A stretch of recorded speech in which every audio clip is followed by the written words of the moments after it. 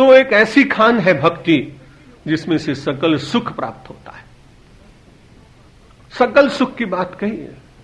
अब सकल सुख में मानव यदि भौतिक दृष्टि से देखेगा तो कई बार ये कहेगा कि ये अमुक वस्तु नहीं मिली, ये अमुक वस्तु मुझे नहीं मिली। और यदि विचार करके देखें कि वस्तु के बिना भी यदि मानव के जीवन में कहीं सुख का सर्जन किया जा सकता हो तो वस्तु का महत्व अधिक है या व्यक्ति के चिंतन का महत्व अधिक? चिंतन के द्वारा भी व्यक्ति उस सुख की अनुभूति करता है। और यदि ऐसा न होता तो हिमालय की कंदराओं में पूर्व काल में तीर्थों में निवास करने वाले ऐसे अपरग्रही महापुरुषों का जो वर्णन किया गया है कि जिनके पास वस्तुएं नहीं थी लेकिन वे संपूर्ण सुख का अधिकार प्राप्त कर चुके थे, ये कैसे संभव होता? इसलिए देवर्षि नारद ने कहा यह लब्ध्वा पुमान सिद्धो भवति, जिसको प्राप्त करके मानव सिद्ध हो जाता है। सिद्ध और साधक का अंतर है।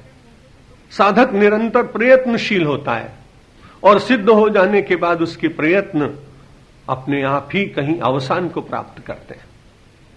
जैसे चलते चलते कोई व्यक्ति हिमालय की उत्तुंग शिखर पर पहुंच जाए तो शिखर पर पहुंचने के बाद उसका लक्ष्य उसे मिल गया। जिसके दर्शन करने के लिए वो जा रहा था उसके दर्शन उसको हो गए। साधना करते करते जब सिद्धि अवस्था प्राप्त होती है तो उसमें मानव को मानसिक आत्यंतिक संतोष की प्राप्ति होती है। देवर्षि नारद कहते हैं यह लब्ध्वा, जिसको प्राप्त करके। लब्ध्वा शब्द का प्रयोग महर्षि वेदव्यास ने भी एक स्थान पर किया कि जब भी आप किसी वस्तु को प्राप्त करेंगे और प्राप्त करने के बाद यदि उसकी महिमा आपकी समझ में आ गई तो आप उसका क्षरण नहीं करेंगे, उसका अपमान नहीं करेंगे, उसका सदुपयोग करने का प्रयत्न करेंगे। लब्ध्वा सुदुर्लभमिदम बहु संभवान्ते मनुष्यमर्थदम नित्यमपि धीरा। महर्षि वेदव्यास ने कहा यह मनुष्य का शरीर भी लब्ध्वा, प्राप्त होने के बाद इसके द्वारा मनुष्य को क्या करना है?